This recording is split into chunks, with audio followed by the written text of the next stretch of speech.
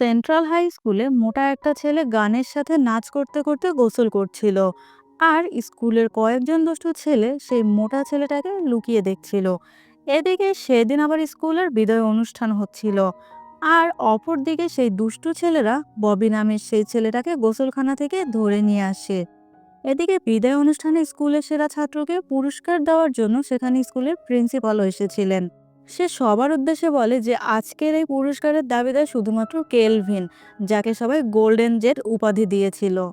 Kelvin আসলে পড়াশোনার পাশাপাশি খেলাধুলাতেও গত 4 বছর অনেক ভালো ছিল। সে ছিল স্কুলের সেরা ছাত্র এবং সেরা প্লেয়ার। তাই আজকে নিজের আইকনিক ডিগবাজি দিয়ে কেলভিন সবার উদ্দেশ্যে ভাষণ দিতে শুরু করে। সে সবাইকে বলে, আজ আমাদের স্কুলের শেষ দিন, হয়তো এটাই তোমাদের সামনে আমার শেষ কথা বলা। তাই আজ আমি আমার মনের কথা আমার প্রিয় মানুষকে জানাতে চাই। এটা বলে কেলভিন তার স্কুলের সবচেয়ে সুন্দরী মেয়ে ম্যাগিকে প্রপোজ করে দেয়। কিন্তু আরও কিছু বলার আগেই সেই দুষ্টু ছেলেদের দল জামা কাপড় ছাড়াই ববিকে এনে সোজা মাঝে ছুঁড়ে মারে। নগ্ন ববিকে দেখে সবাই হাসাহাসি করতে থাকে। আর বেচারা ববি প্রচন্ড লজ্জায় সেখান থেকে পালিয়ে যাবার চেষ্টা করে, যা দেখে কেউ এগিয়ে না এলেও সেদিন নিজের জ্যাকেট খুলে ববিকে দিয়ে দেয় কেলভিন। এরপর কেটে যায় 20 বছর। এখন কেলভিন একটা মাল্টিন্যাশনাল কোম্পানির হিসাবরক্ষক হিসেবে কাজ করে। সে নিজের কাজে অনেক পারদর্শী হওয়া সত্ত্বেও সে জীবনে কোনো উন্নতি করতে পারছিল না। সকল কাজ ঠিকমতো করা সত্ত্বেও তাকে প্রমোশন না দিয়ে তারই এক নতুন কলিগকে প্রমোশন দিয়ে দেয়। সে এইসব কিছু দেখে মন খারাপ করে। এরপর কেলভিন তার স্ত্রী ম্যাগির সাথে একটা রেস্টুরেন্টে বসে গল্প করছিল। হাই স্কুলের যে মেয়েটাকে কেলভিন প্রপোজ করেছিল এখন সেই তার স্ত্রী। আজকে গল্প সল্প করতে করতে কেলভিন তার স্ত্রীর কাছ থেকে জানতে পারে যে কয়েকদিন পর তাদের হাই স্কুলে পুনর্মিলনী অনুষ্ঠানের আয়োজন করা হবে। ম্যাগি তো খুবই খুশি ছিল, কিন্তু কেলভিন একেবারেই আগ্রহী ছিল না, কারণ সে তার জীবনে খুব ভালো কিছু করতে পারেনি। সে স্কুলে যেমন ফেমাস আর ব্রিলিয়ান্ট ছিল সেই হিসেবে তার আজকে অনেক ভালো কিছু করার কথা ছিল, কিন্তু সে এখনো একজন অ্যাকাউন্টেটর হিসেবে কাজ করে, যেটা সে লজ্জায় কাউকে বলতেও পারবে না। তাই সে তার স্ত্রীকে বলে দেয় যে তুমি গেলে যাও, আমি স্কুলের পুনর্মিলনী অনুষ্ঠানে যাব না। পরদিন কেলভিন যখন তার অফিসে বসেছিল তখন সে ফেসবুকে স্ক্রল করতে গিয়ে দেখতে পায় যে তাদের স্কুলের পুনর্মিলনী অনুষ্ঠানের জন্য একটি গ্রুপে তাকে ইনভাইট করা হয়েছে। কিন্তু কেলভিন যেহেতু যাবে না তাই সে রিকোয়েস্ট ডিক্লিন করে দেয়। কিন্তু তখনই কেলভিনের কাছে ববস্টোন নামের একটা আইডি থেকে ফ্রেন্ড রিকোয়েস্ট আসে। সে খুব বেশি কিছু না ভেবে রিকোয়েস্টটা অ্যাকসেপ্ট করে নেয়। মেসেজিং করতে করতে জানতে পারে যে স্কুলের ববি নামের সেই মোটা ছেলেটাই এখন নাম বদলে ববস্টন হয়ে গেছে। এদিকে কেলভিনের স্ত্রী তাকে ফোন করে বলছিল যে আজকে তারা দুজন একজন থেরাপিস্টের সাথে দেখা করবে, কারণ রিসেন্টলি তাদের দুজনের সম্পর্ক ঠিকঠাক চলছে না। কিন্তু অন্যদিকে বব কেলভিনকে একসাথে ডিনার করার জন্য ডাকে, আর এত বছরের পুরনো বন্ধুর আমন্ত্রণ পেয়ে কেলভিন তার স্ত্রীকে বলে থেরাপিস্টের কাছে আগামীকাল যাব। আজকে আমি আমার স্কুলের বন্ধুর সাথে দেখা করতে যাব। এরপর রাতের বেলা কেলভিন একটা ক্লাবে চলে যায় ববির সাথে দেখা করতে। আর এখানে তার সাথে দেখা হয় তার স্কুলের মোটা সেই বন্ধু ববির। কিন্তু এখন ববি নিজেকে এতটাই পরিবর্তন করে ফেলেছে যে কেলভিন দেখে বিশ্বাস করতে পারছিল না। সে এখন বিশাল বডি বিল্ডার। কেলভিন তো প্রথমে চিনতেই পারেনি। এরপর তারা দুজন একসাথে বসে গল্প করতে থাকে।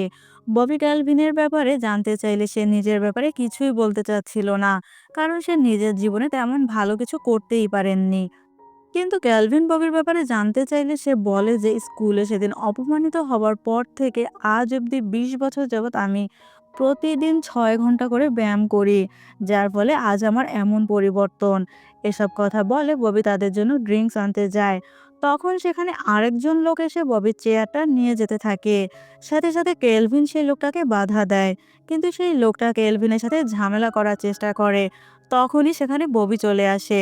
সে ওই লোকটাকে বলে, তুমি আমার বন্ধুকে অপমান করেছো, সো তার কাছে ক্ষমা চাও, নয়তো তোমার অবস্থা খারাপ করে দেব।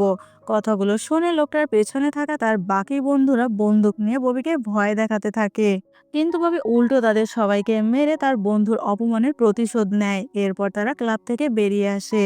ববির এমন হিরোইজম দেখে কেলভিন তো অবাক হয়ে গিয়েছিল। সে অনেক খুশি হয়ে যায়। তারপর ববি গল্প করতে করতে তাকে নিয়ে তাদের সেই পুরনো স্কুলে চলে যায়। এখানে আসতে ববি সেই পুরানো ওয়াশরুমটা দেখে ফেলে আর তার মনে পড়ে যায় স্কুল লাইফে সেই ভয়ঙ্কর অভিজ্ঞতার কথা। তাই সে কেলভিনকে জিজ্ঞাসা করে, সেদিন আমাকে অপমান করা ট্রেভর নামের ওই ছেলেটা এখন কি করে? কেলভিন বলে সে শহরের কেন্দ্রীয় ব্যাংকের অনেক বড় অফিসার হয়ে গেছে। এসব গল্প করতে করতে তারা একটি স্মৃতিস্তম্ভের কাছে যায়, যেখানে তাদের ব্যাচের সকল সেরা ছাত্রছাত্রীদের ছবি লাগানো ছিল।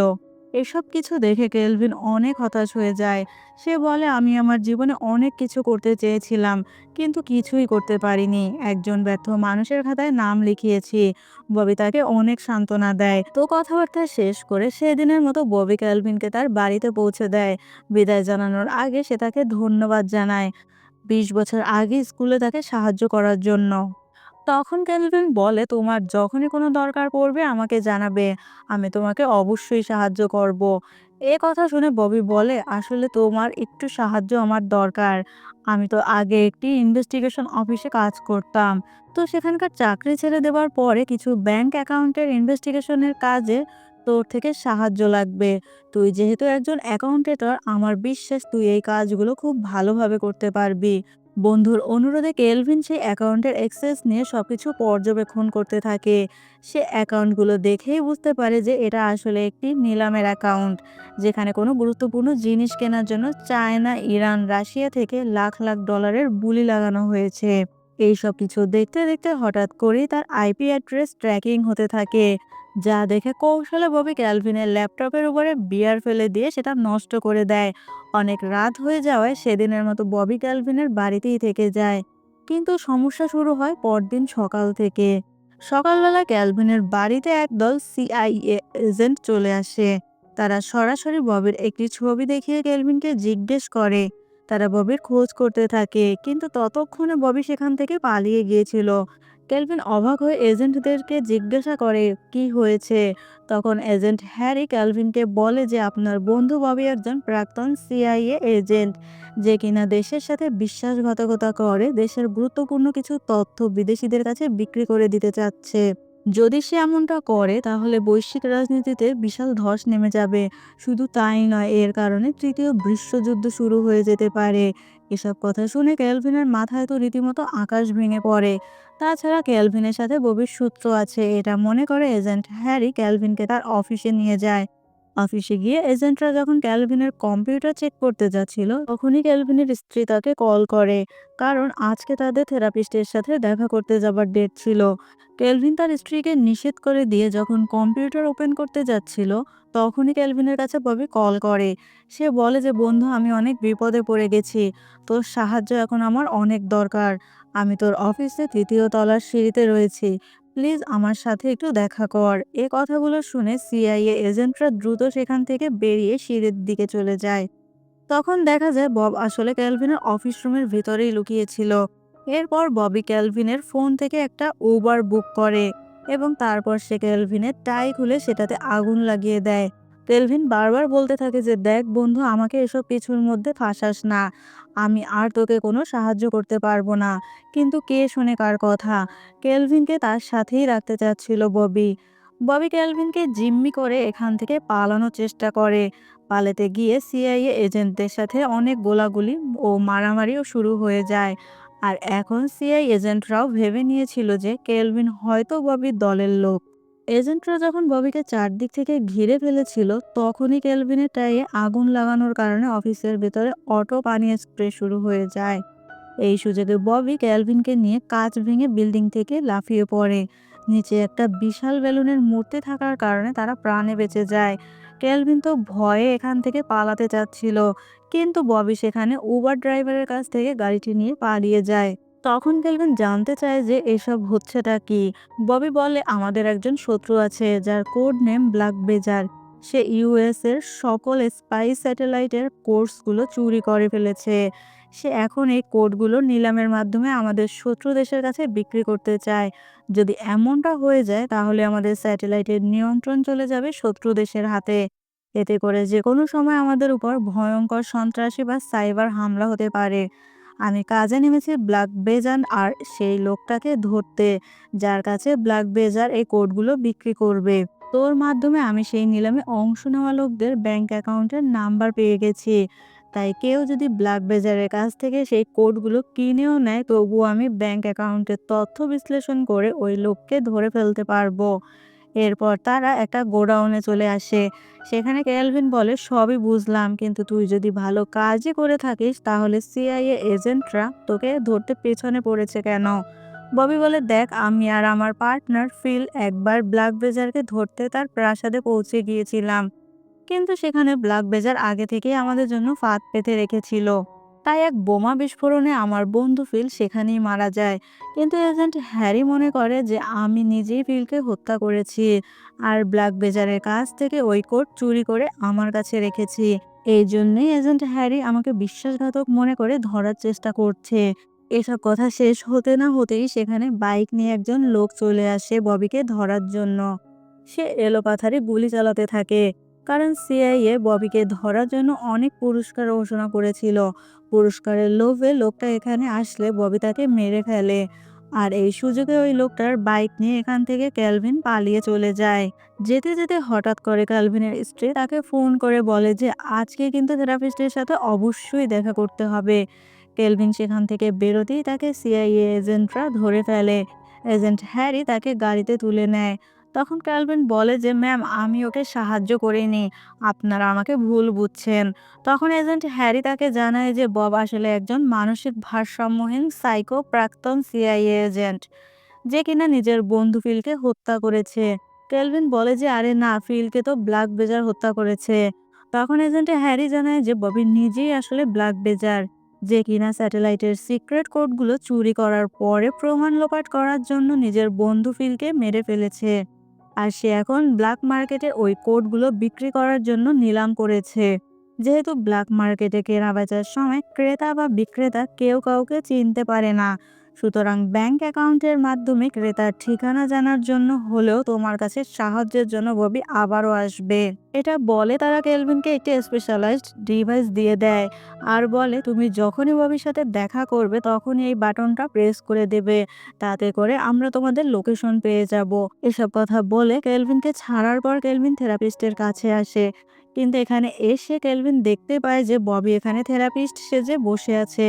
কেলভিন তো ববিকে দেখে তার সাথে উল্টাপাল্টা কথা বলতে শুরু করে, যা দেখে তার স্ত্রী ভেবে নিয়েছিল যে কেলভিন হয়তো তাদের সম্পর্কটা ঠিক হোক এটা চায় না। তাই সে রেগে মেগে এখান থেকে চলে যায়। তারপর কেলভিন সেই বাটনটা হাতে নিয়ে বলে, তুই শুধু আমাকে এইটুকু বল তোর কাছে স্যাটেলাইটের কোডগুলো আছে কি না। ববি আবারও তাকে বুঝিয়ে বলে, আমার কাছে সত্যিই কোনো কোড নেই, তুই আমাকে সাহায্য করলে আমি সেই অ্যাকাউন্টের সাহায্যে ব্ল্যাক বেজার এবং সেই বায়ারকে ধরে কোডগুলো উদ্ধার করতে পারবো। এ কথাগুলো শুনে আবারও কেলভিনের মন নরম হয়ে যায় আর সে ববিকে সাহায্য করার সিদ্ধান্ত নেয়। কিন্তু সেই অ্যাকাউন্টগুলোর ইনফরমেশন বের করা এতটাও সহজ ছিল না, কারণ সেন্ট্রাল ব্যাংকের ম্যানেজার সাধারণত চেনা পরিচিত ছাড়া কাউকে অ্যাকাউন্ট নাম্বার বা ইনফরমেশন কিচ্ছু দেয় না। তবে সেন্ট্রাল ব্যাংকের সিনিয়র অফিসার ছিল তাদের স্কুল ফ্রেন্ড ট্রেভার, যে কিনা স্কুল লাইফে ববিকে অনেক বিরক্ত করত। তো যাই হোক, সাহায্য নেবার জন্য তারা ট্রেভারের কাছে চলে যায়। কিন্তু এখানে ট্রেভার তাদেরকে সাহায্য করলেও কেলভিন এবং ববিকে সে অনেক অপমান করে। কেলভিনকে একজন ব্যর্থ মানুষ আর ববিকে স্টেরয়েড নেয়া একজন বলদ বলে কটাক্ষ করে। কেলভিন ভেবেছিল যে ববি হয়তো এখানে ট্রেভারকে মেরে প্রতিশোধ নিয়ে নেবে, কিন্তু না, ট্রেভারকে দেখে ববির মনের ভেতরে সেই ছোটবেলার ভয় আবারও জেগে ওঠে। সে কিছুই বলতে পারে না। সে লজ্জায় মাথা নিচু করে দ্রুত সেখান থেকে বাইরে বেরিয়ে চলে আসে। কেলভিনও তার পিছু পিছু আসছিল। কিন্তু তখনই এজেন্ট হ্যারি তাকে ভিডিও কল দিয়ে বলে যে দেখো কেলভিন, আমি তোমার স্ত্রীর উপর নজরদারি করছি। আমরা খবর পেয়েছি তোমার সাথে ববির যোগাযোগ আছে। তুমি যদি এখনই ববির ঠিকানা আমাদেরকে না দাও তাহলে আমরা কিন্তু তোমার ওয়াইফকে গ্রেপ্তার করে নিব। কথা শুনে ক্যালভিন কোনো কিছু না ভেবেই সেই ডিভাইস প্রেস করে নিজেদের লোকেশন হ্যারিকে জানিয়ে দেয়। মুহূর্তের মধ্যেই হ্যারি তার দলবল নিয়ে সেখানে চলে আসে আর তাদের দুজনকে গ্রেপ্তার করে নেয়। ববি বিশ্বাসই করতে পারছিল না যে তার বন্ধু তাকে এভাবে ধরিয়ে দিবে। তো যাই হোক, এখন ইন্টারোগেশন রুমে নিয়ে হ্যারি সরাসরি ববির কাছ থেকে সেই স্যাটেলাইটস এর কোডগুলো ফেরত চাইতে থাকে। কিন্তু ববি বারবার বলে যে আমার কাছে কোনো কোড নেই। কিন্তু হ্যারি এসব কথা বিশ্বাস করছিল না। তাই সে ববিকে টর্চার করার জন্য বিভিন্ন অস্ত্র নিয়ে আসতে বলে। টর্চারের কথা শুনে ক্যালভিন বুঝতে পারে যে সে আসলে কত বড় ভুল করে ফেলেছে। এজেন্টরা ববিকে এতটাই বেশি টর্চার করছিল যে ক্যালভিন এসব কিছু নিজের চোখে দেখতেও পারছিল না। তাই সে অন্য একটি ঘরে চলে যায়। কিন্তু পাশের ঘর থেকে ববির চিৎকার শুনে ক্যালভিন আর চুপচাপ বসে থাকতেই পারে না। কৌশলে এজেন্টদের কাছে গিয়ে তাদেরকে মেরে ইন্টারোগেশন রুমে গিয়ে ববিকে বাঁচিয়ে নেয়। তবে তারা সেখান থেকে পালানোর সময় এই বিল্ডিং এ থাকা বাকি এজেন্টরা তাদের উপরে হামলা করে। কিন্তু ববি নিজের অসাধারণ স্কিল আর অভিজ্ঞতা দিয়ে সবগুলো এজেন্টকে মেরে কোনো রকমে বাইরে বেরিয়ে আসে। ততক্ষণে এজেন্ট হ্যারি তার দলবল নিয়ে তাদের পেছনে পড়ে গিয়েছিল। কিন্তু সৌভাগ্যবশত তারা একটি বুলেট প্রুফ গাড়ি পেয়ে যায়। সেটা নিয়ে তারা সেখান থেকে পালিয়ে চলে আসে। তো এবার যেতে যেতে ক্যালভিন ববিকে জিজ্ঞাসা করে, তুই অ্যাকাউন্টের ট্রানজেকশন নাম্বার দিয়ে কিভাবে বায়ারের লোকেশন খুঁজে বের করবি? ববি জানায় যে ওটা আসলে শুধু ট্রানজাকশন নাম্বার নয়, ওটা অক্ষরেখা আর দাগরিমা রেখার একটি নাম্বার যেটার মাধ্যমে লোকেশন বের করা যায়। আর তারা প্ল্যান মোতাবেক সেই নাম্বার দুটো দিয়ে লোকেশন বের করে ফেলে, যা ছিল বস্টন শহরের আন্ডারগ্রাউন্ড পার্কিং লট। তারা বস্টনে যেতে হলে প্লেনে করে যেতে হবে। তাই তারা স্থানীয় একটি প্রাইভেট এয়ারবেসে চলে যায়। আর সেখানে কেলভিন সিকিউরিটি গার্ডের সঙ্গে গল্প করে, তার মনোযোগ বিচ্ছিন্ন করতে থাকে। আর অপরদিকে ববি সেখান থেকে একটি ছোট প্রাইভেট প্লেন চুরি করে বাইরে নিয়ে আসে। এরপর তারা সেই প্লেনে করে বস্টন শহরে পৌঁছে যায়। সেখানে সে আন্ডারগ্রাউন্ড ফ্লোরের সামনে চলে আসে, যেখানে ব্ল্যাক বেজারকে তারা ধরে ফেলবে। কিন্তু এই বিপজ্জনক কাজে ববি ক্যালভিনকে সাথে নিতে চাচ্ছিল না, কারণ আন্ডারগ্রাউন্ডে যে কোনো সময় গোলাগুলি হতে পারে এবং জীবনও যেতে পারে। তাই সে ক্যালভিনকে বাইরে রেখে একা একাই ব্ল্যাক বেজার আর সেই বায়ারকে ধরতে চলে যায়।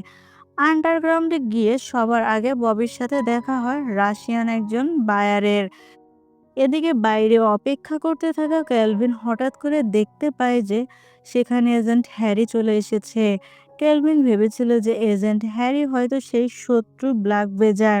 তাই সে এই কথাটা ববিকে জানানোর জন্য তাকে ফোন করতে থাকে। কিন্তু ববির ফোন বন্ধ ছিল। তাই কোনো উপায় না পেয়ে কেলভিন আন্ডারগ্রাউন্ড গ্যারেজে চলে যায়। কিন্তু তখনই ববি তাকে গুলি করে বায়ারকে বলে, চিন্তা করো না, ও আমার পার্টনার ছিল আর আমি আমার টাকার ভাগ কাউকে দেই না। এখানে আমরা বুঝতে পারি যে ববি হলো আসল ব্ল্যাক বেজার, যে কিনা সেই কোডগুলো এখানে এই বায়ারের কাছে বিক্রি করে দিবে। কিন্তু তখনই সবাইকে অবাক করিয়ে দিয়ে ববির বন্ধু ফিল বেরিয়ে আসে। সে বায়ারকে বলে যে একদমই ভুল করো না, আমি আসল ব্ল্যাক বেজার, কোড সবগুলো আমার কাছেই আছে। ববি তো তোমাদেরকে ভুলভাল বুঝিয়ে টাকা মেরে দিতে এসেছে। ববি তার বন্ধুকে জীবিত দেখে অবাক হয়ে যায়।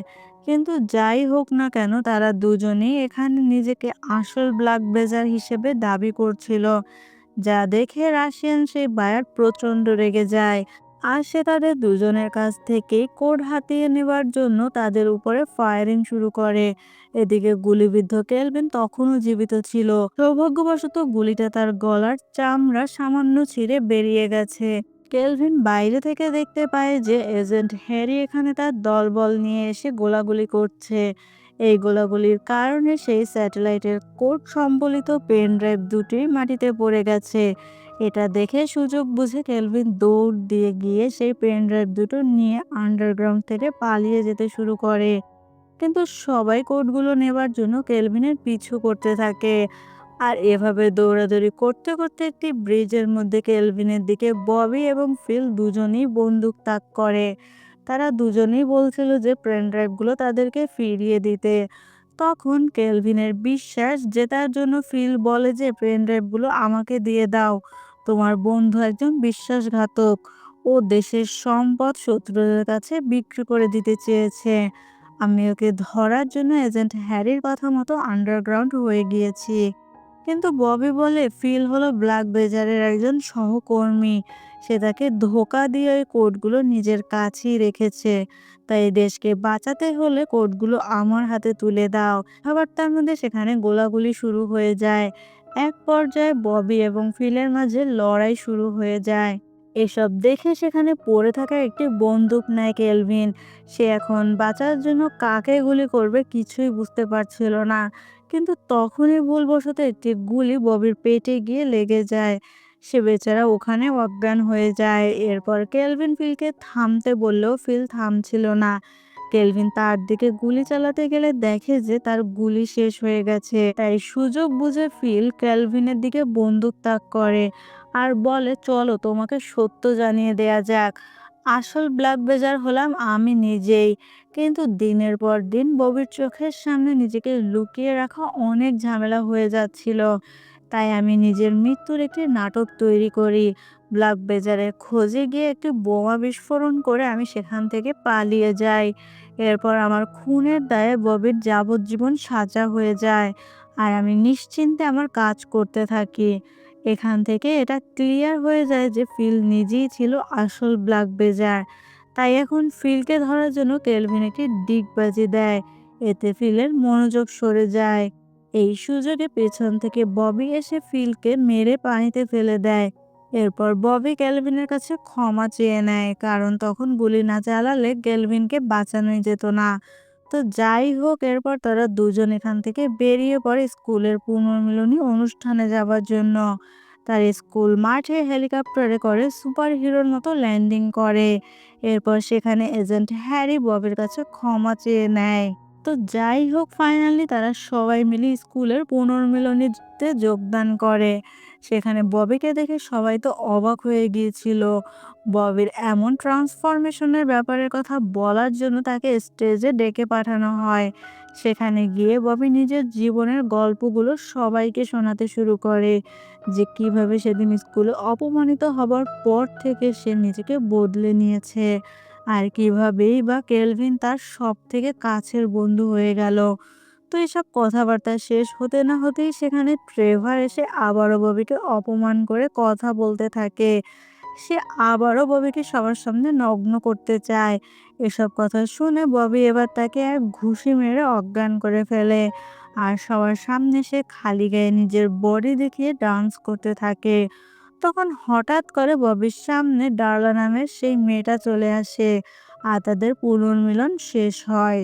সে ববি তার বন্ধু ক্যালভিনকে সেই জ্যাকেটটা ফিরিয়ে দেয়, যেটা ক্যালভিন স্কুল লাইফে তাকে দিয়ে তার ইজ্জত রক্ষা করেছিল। আর এখানেই মুভিটি শেষ হয়ে যায়। বন্ধুরা, আজকের ভিডিওটি কেমন লাগলো অবশ্যই কমেন্ট করে জানাবেন। ভালো লাগলে লাইক করে দিবেন আর চ্যানেলটি সাবস্ক্রাইব করে দিবেন। ধন্যবাদ।